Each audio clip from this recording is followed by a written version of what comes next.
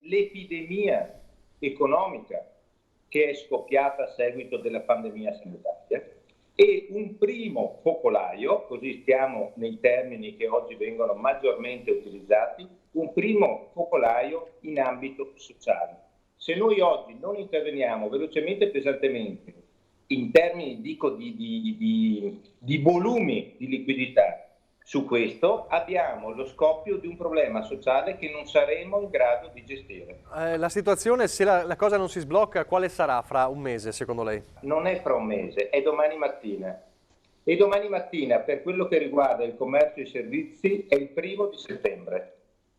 E domani mattina, per quello che riguarda il turismo, ahimè, è il 1° marzo 2021. Questo è il nostro domani mattina. Noi dobbiamo proiettarci lì con le nostre teste e con i nostri programmi e la nostra pianificazione di impresa. È solo da lì che possiamo ripartire. Oggi aspettiamo un'iniezione di liquidità dalle dimensioni titaniche. Altrimenti? Altrimenti non ci troveremo tutti. Al 1° settembre non saremo tutti.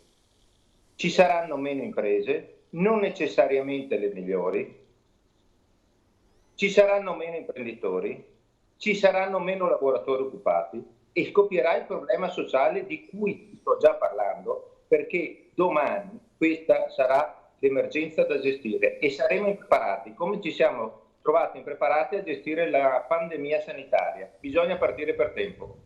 Gente quindi che non ha più stipendi, gente che non ha più di che vivere, questo è il concetto sostanzialmente.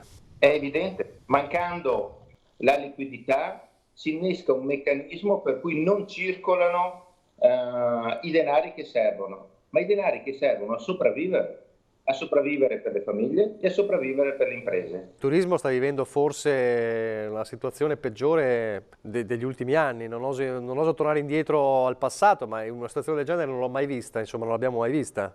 Allora, il turismo è stato il primo settore ad essere colpito, è il settore più pesantemente colpito e è l'ultimo settore che ripartirà. La stagione è completamente saltata. Ci ritroviamo, ripeto, domani mattina nel 2021 e ci troviamo nel 2021 così come eravamo, numeri alla mano, nel 1978.